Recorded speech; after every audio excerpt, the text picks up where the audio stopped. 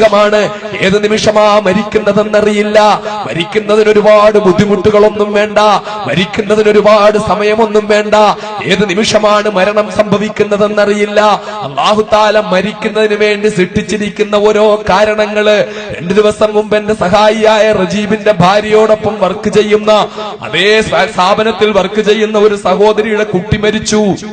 എങ്ങനാ മരിച്ചെന്നറിയോ? മകൻ സ്കൂളിൽ പോയ മകനാണ്.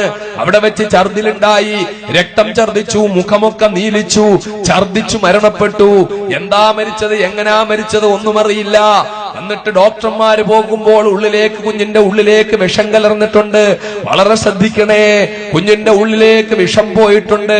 വിഷം എങ്ങനാ പോയത്? രാവിലെ കുഞ്ഞിന് പാല് കൊടുത്തിട്ടുണ്ട്. പാല് കാച്ചി കൊടുത്തതല്ലാതെ മറ്റൊന്നും വിഷം കലരാൻ സാധ്യതയില്ല. നേരെ വന്ന് ഫ്രിഡ്ജിലേക്ക് വന്ന് വീട്ടിൽ വരുന്നു. ഫ്രിഡ്ജ് വന്ന് തുറന്നു നോക്കുന്നു. പാല് നോക്കുമ്പോൾ പാല് കടും നീല കളറിലിരിക്കുന്നു. എന്താണ് പാലിൽ സംഭവിച്ചത്?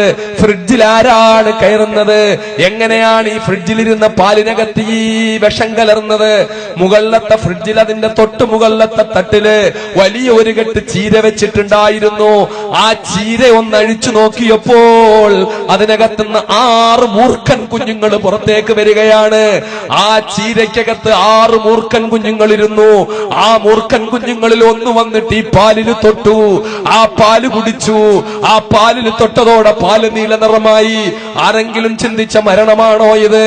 ആരെങ്കിലും ചിന്തിച്ച മരണമാണോ ഇത്? 3 ദിവസം മുമ്പ് സംഭവിച്ച മരണമാ ഞാൻ ഈ പറയുന്നത്.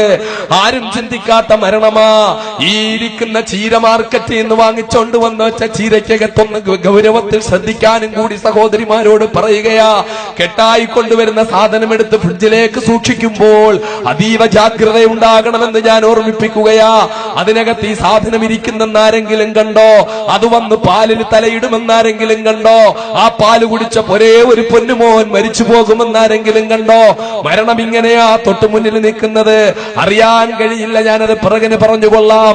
എന്റെ പ്രിയപ്പെട്ട സഹോദരങ്ങളെ, ഈ മരണം നമ്മളെ ഇങ്ങനെ ഗ്രസിക്കാൻ നിൽക്കുമ്പോൾ അടുത്ത സമയത്ത് കരുനാഗപ്പള്ളിയിലെ പുത്തൻതെരുവില് നിങ്ങളെല്ലാം കണ്ടതാണ്, ഗ്യാസ് വണ്ടി പൊട്ടിത്തെറിച്ചു മരിച്ചു. എന്താ